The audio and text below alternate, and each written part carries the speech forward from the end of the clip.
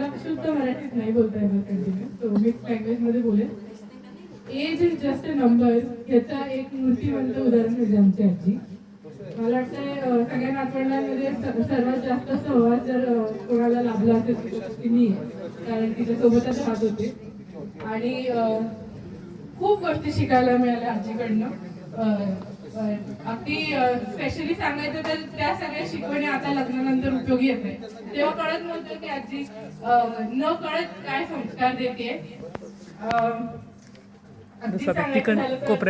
जसं मामाने सांगितलं पुण्यातला जन्म आणि आजोबा आमचे नगरचे, पण त्या काळात कुठलीही एकही तक्रार न करता कमी वयात लग्न झालेलं असताना सुद्धा अगदी दुष्काळी भागात राहून कसा संसार केला, अगदी शेण चालवलेले. आणि आत्ताची परिस्थिती जेव्हा तिन्ही मुलं शिकवली आहेत, आत्याला सेटल केले पुण्यात आणि आता आमच्या नातवंडावर अतिशय प्रेम करून आम्हाला न कळत हे संस्कार दिले. आता संसाराला लागल्यावर कळतंय की आजीने जे केलंय ते आपल्याला करायचं. त्याच्यातून उमेद मिळते की परिस्थिती बदलत असते, काही गोष्टी मनाविरुद्ध होतात, पण त्यांनी हारून नाही जायचं, कधीच थकायचं नाही.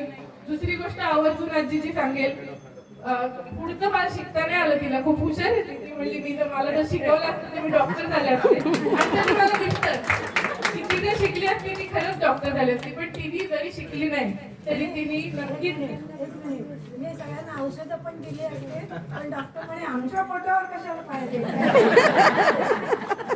तिने आमच्यामध्ये ते आणलं.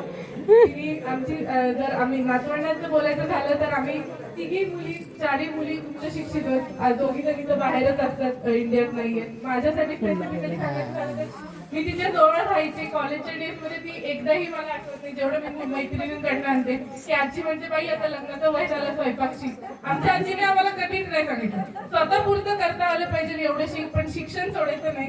आजी असू दे, आजोबा, त्यांची खूप इच्छा होती वकिली कर, जज हो, पण कधी त्यांनी असं म्हटलं नाही वकिली नको करू, मुलगी असते. अजिबात नाही, आजी नाही, आजोबा नाही. पण तिने एवढं पण सांगितलं की घर सांभाळत आलं पाहिजे. तिचं एक उत्तम उदाहरण आहे की एक स्त्री जर कणखर असेल तर ती पूर्ण खानदानाला पुढे कसं नेऊ शकते, घर तोडून कसं नेऊ शकते, हे आम्हाला आजीकडनं शिकायला मिळालं. त्याचबरोबर एवढं प्रॅक्टिकल असून कधी अंधश्रद्धा नाही, पण श्रद्धा भरपूर. अप्रतिम श्रद्धेचं उदाहरण म्हणजे आजी.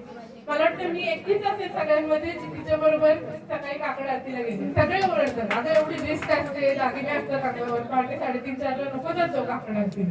पण नाही ऐकलं कोणाचं, उलट मला घेऊन गेली. माझी नात आहे बरं का. रोज नाही, मलाही कंपल्शन नाही, पण आवड असावी, थोडीशी श्रद्धा असावी कुठेतरी. आमच्यावर कधी रेस्ट्रिक्शन नाही, हे कपडे घालू नको, देवाला गेलं पाहिजे, पण ती करत राहिली. आणि तिच्याकडनं आमच्याकडे इनडायरेक्टली तिने ते काय म्हणतात त्याला बालकडू दिलं की थोडंसं श्रद्धा असली पाहिजे.